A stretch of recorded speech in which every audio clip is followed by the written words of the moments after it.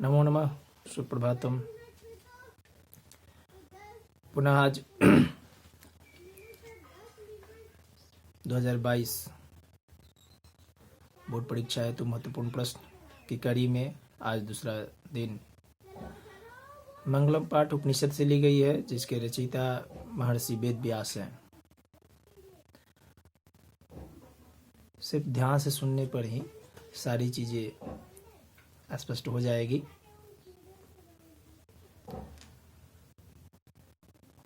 मंगलम पाठ में 5 श्लोक क्रमशः 4 उपनिषदों से ली गई है। 4 उपनिषद इस प्रकार से हैं: ईशावास्योपनिषद, कठोपनिषद, मुंडकोपनिषद, श्वेताश्वरोपनिषद। ईशावास्योपनिषद का पहला जो श्लोक है वह है हिरण्मयेन पात्रेण सत्यस्यापि हितं मुखं तत्त्वं पुषन्नापावृणो सत्यधर्माय दृष्टये। हिरण्मय मतलब स्वर्णमय या ज्योतिर्मय, पात्रेण पात्र से, हिरण्मयेन पात्रेण सत्यस्य सत्य का, सत्यस्य अपिहितम, अपिहितम मतलब ढका हुआ, मुख मतलब मुख। तो हिरण्मयेन पात्रेण सत्यस्य अपिहितम मुखम, स्वर्णमयी पात्र से सत्य का मुख ढका हुआ है। तत्त्वं पुषन्नापावृणो सत्य धर्माय दृष्टये, यह श्लोक है। सत्य एवं धर्मवान को देखने के लिए आप उस पात्र को हटा दे, ये प्रार्थना किया जा रहा है पुषण सूर्य से। दूसरा श्लोक है अणोअनियान महतो महीयान आत्मा से जंतो निहितो गुहायाम तमकृति पश्यति वीतशोको धातु प्रसादन महिमानम आत्मना। अणोअनियान सूक्ष्म से सूक्ष्मतम, महतो महीयान बड़ा से बड़ा। तो अणुअणियान महतो महीयान, आत्मास्य जंतो निहितो गुहायाम, जंतो जीव के, गुहायाम गुफा में, निहितो निहित है, स्थित है। कौन चीज? आत्मा। तो यह आत्मा जीव के हृदय रूपी गुफा में स्थित है, जो सूक्ष्म से सूक्ष्म एवं महान से महान है।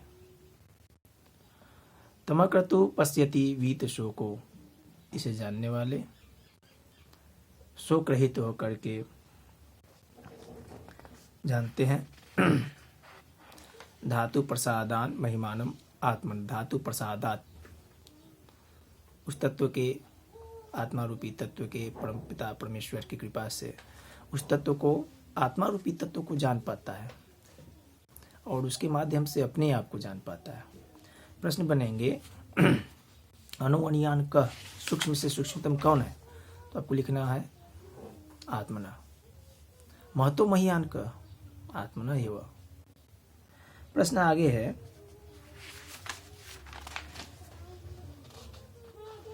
पृथ्वी व्यादे महत परिमाण युक्तात् पदार्थात् महतरः का। पृथ्वी पर स्थित सबसे बड़ा से बड़ा पदार्थ कौन सा है? तो वह है आत्मा।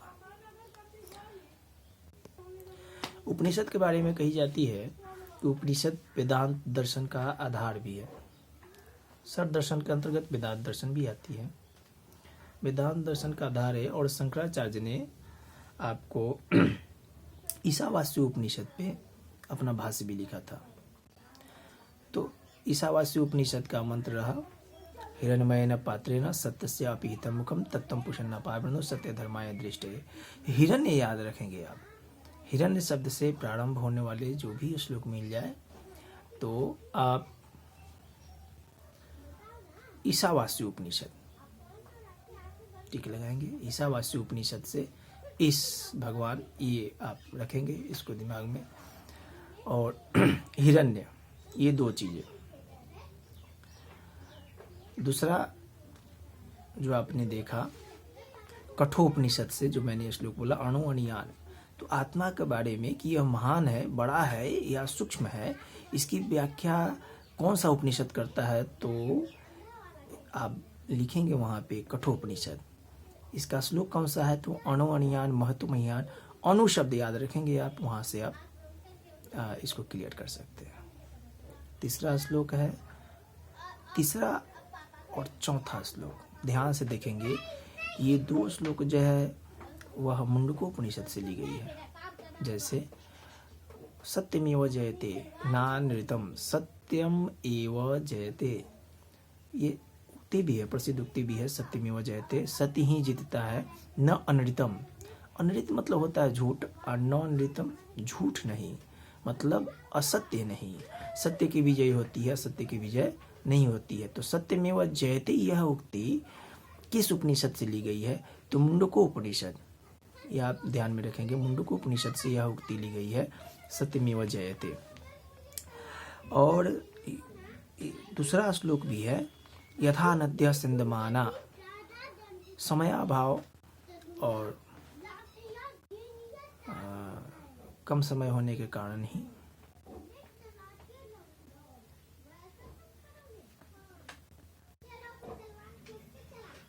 पूरी श्लोक की व्याख्या मैं नहीं कर पा रहा हूँ।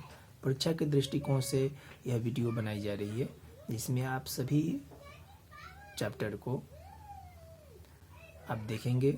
मुख्य रूप से मैं इसको सारांश के रूप में समझाने की कोशिश करूँगा और आप लाभान्वित भी होंगे, अच्छे अंकों से आप उत्तीर्ण भी हों, ऐसी शुभकामना।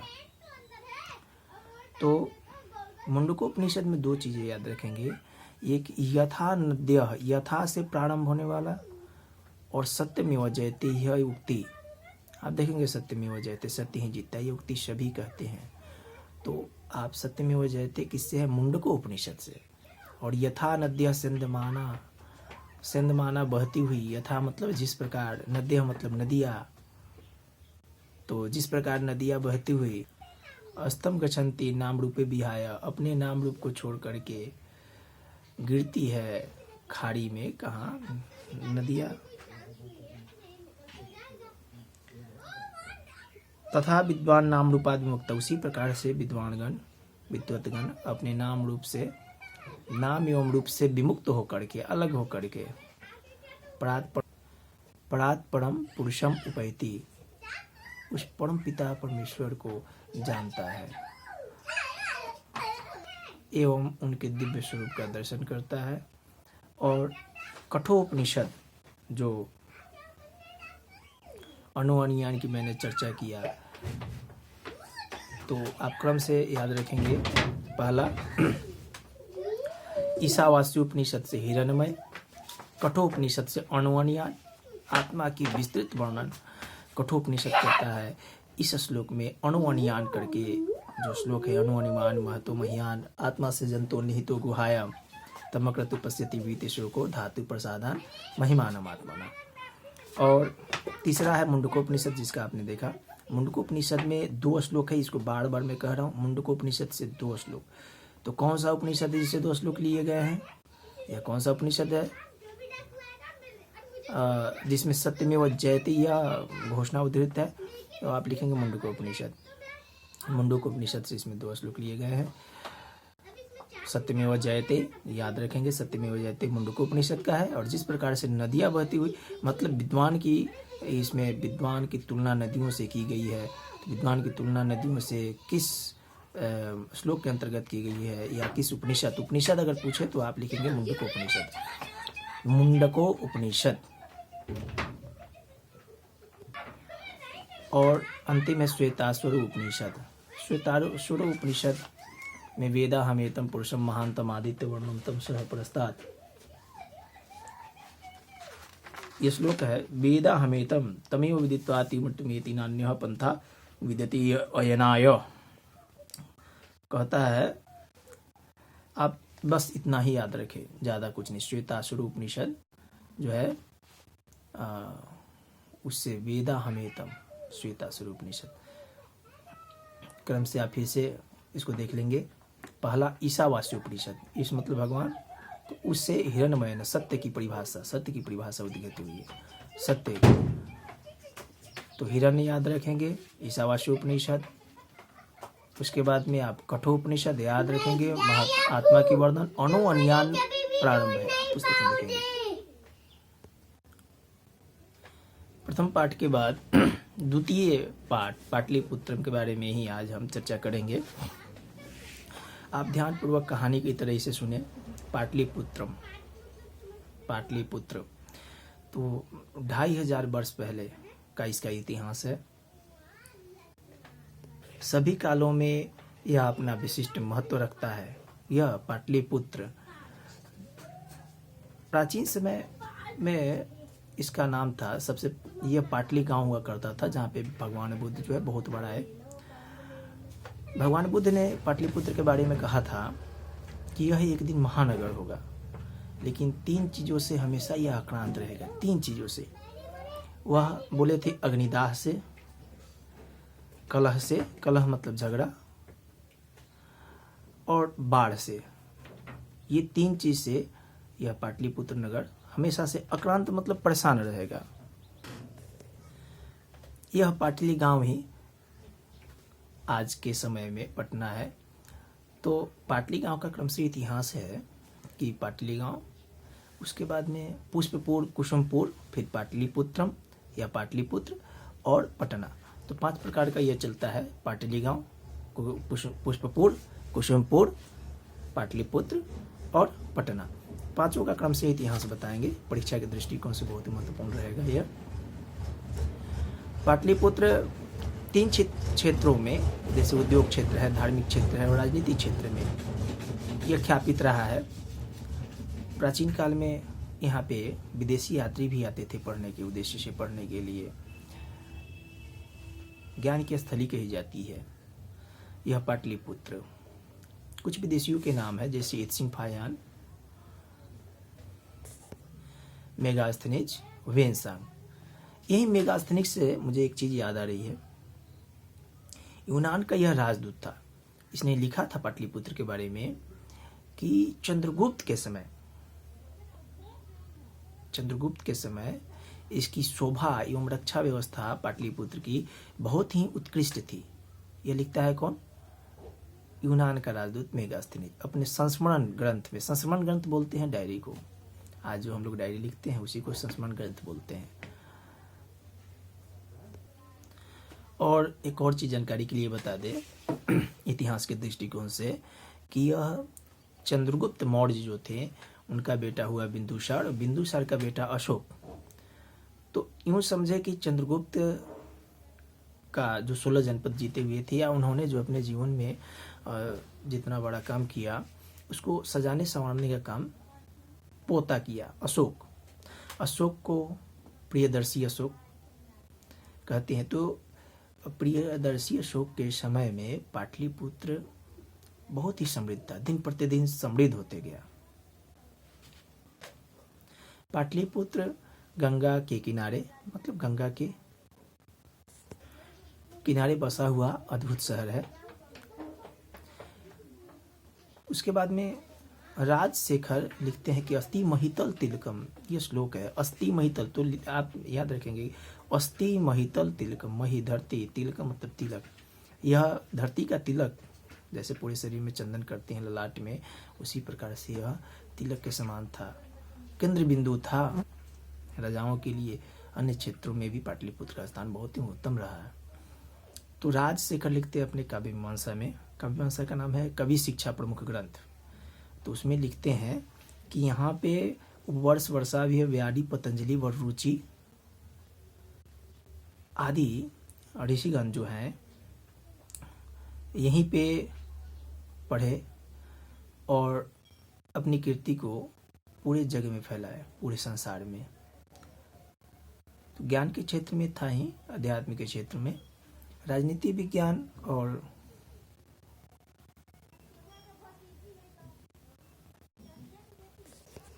उद्योग क्षेत्र, इसमें भी अपना स्थान रखता है ये। तो राजशेखर के द्वारा रचित पुस्तक का नाम है कवि शिक्षा प्रमुख ग्रंथ। कवि शिक्षा प्रमुख ग्रंथ। अच्छा, आज जो हम लोग दुर्गा पूजा मनाते हैं, इसी के समय, उस समय गुप्त वंश के शासनकाल में, गुप्त वंश के शासनकाल में शरद काल में, शरद के समय, शरद ऋतु में कौमुदी महोत्सव हुआ करती थी। तो कौमुदी महोत्सव किसके शासनकाल में हुआ करती थी? तो बोलेंगे गुप्त वंश के शासनकाल में। गुप्त वंश के शासनकाल में कौमुदी महोत्सव होती थी। कौमुदी महोत्सव आज के किस पर्व से मिलता जुलता है या किसके समान होता है? तो आप बोलेंगे दुर्गा पूजा के समान। आगे तो यह कौमुदी महोत्सव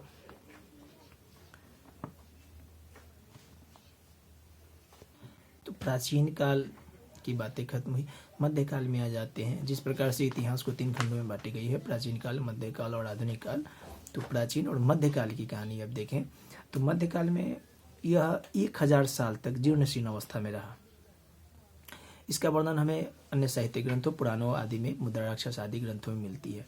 तो कहाँ मिलती है? पुराण, साहित्य ग्रंथ और मुद्रा राक्षस आदि ग्रंथों में हमें यह प्राप्त होता है कि मध्यकाल में पाटलिपुत्र जो है 1000 वर्ष तक जीर्ण शीर्ण अवस्था में रही। इसका विकास नहीं हो पाया, यहाँ तक कि इसका अवनति हुआ, उन्नति नहीं हो पाया। फिर आते हैं मुगल वंश के समय। तो मुगल वंश के समय में इसका जीर्णोद्धार हुआ, फिर से यह विकास की रफ्तार में आया। और जिस प्रकार से चंद्रगुप्त के समय में, प्राचीन काल में हमने देखा कि इसकी रक्षा व्यवस्था आदि चीज़ें बहुत ही उत्कृष्ट थी पाटलिपुत्र का, और उसको दिन प्रतिदिन बढ़ाने का काम अशोक किया था, वैसे ही मुगल काल में यह तो पुनः अपने प्रारूप, अपनी स्थिति में आया और उसको बढ़ाने का काम अंग्रेज किए। नगर की पालिका देवी पटन देवी है।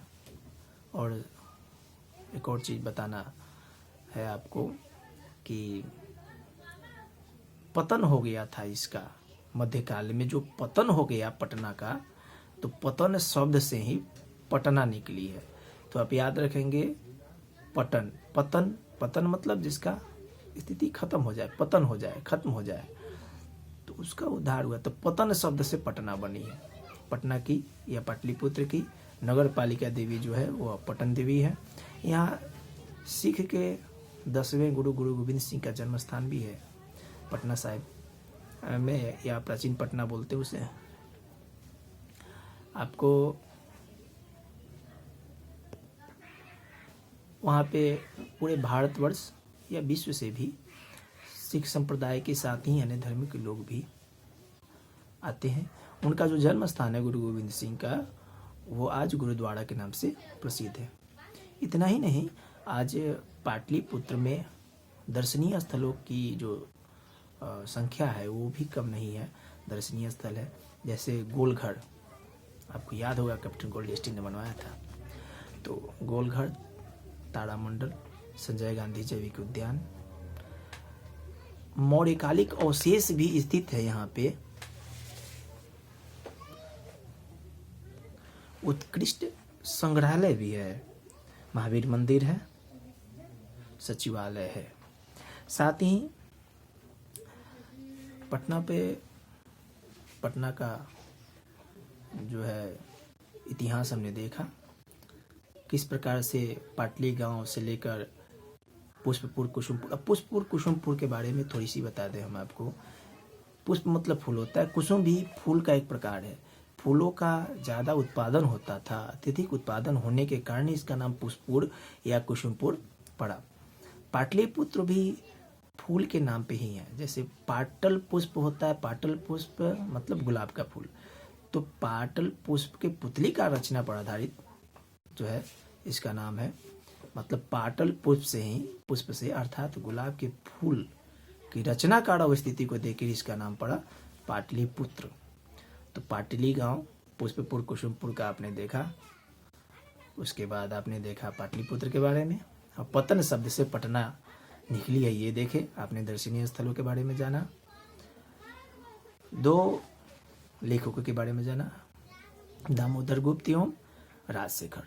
दामोदर गुप्त के द्वारा रचित जो पुस्तक है वह है कुटनी मताख्य, और राजशेखर के द्वारा रचित पुस्तक का नाम कवि शिक्षा प्रमुख ग्रंथ। तो धन्यवाद, आज के लिए इतना ही। वीडियो अच्छा लगे कमेंट करके बताएं आप।